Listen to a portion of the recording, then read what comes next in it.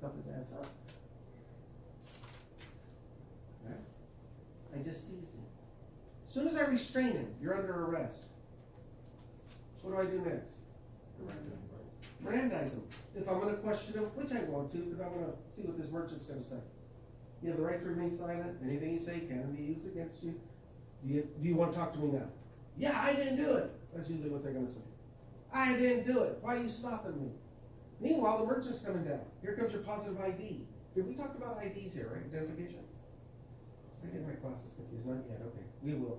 Positive ID. The merchant comes down. This person just robbed me. They did this, this, and this. Well, thank you. Fortunately, he's got CCT. So we're going to review the video.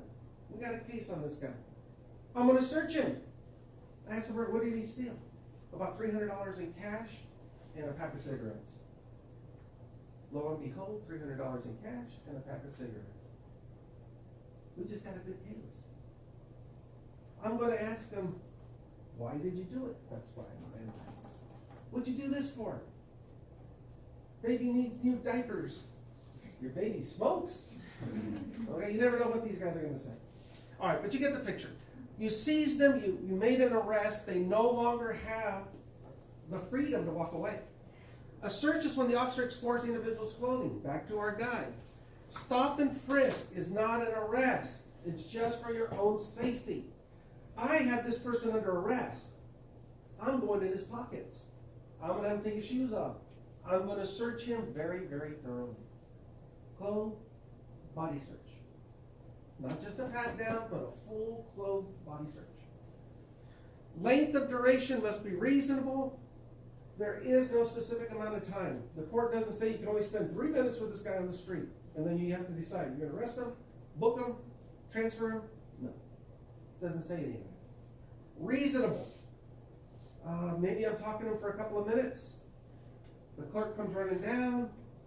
I turn around, handcuff him. I could be out there 10, 15 minutes. It's reasonable. Use of force during detention should be minimal. That's a whole nother subject when you're talking about the application of force.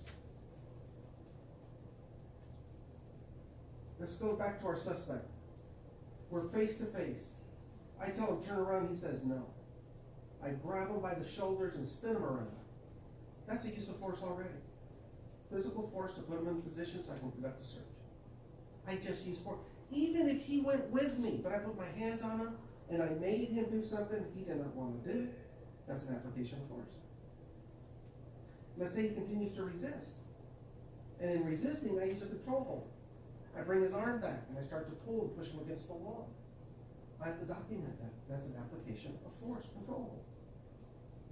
Everything you do to this person has to be documented by the letter. If you don't, you're going to get in trouble.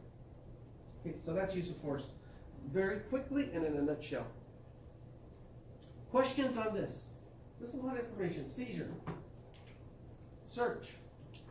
The length of the stop. And whether or not you're going to use force. No questions? Nobody. Okay.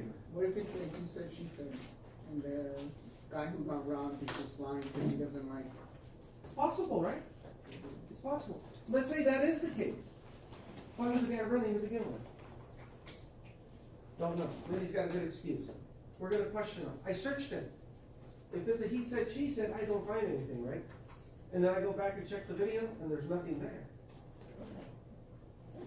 What do I do? I release them. I don't have anything. And then me and the merchant are going to have a good heart to heart. Why the hell are you doing this? I got better things to do. I was going to the donut shop, for goodness sakes. You ruined my donut time. Okay, guys, that's all I got. We'll pick it up here on Wednesday.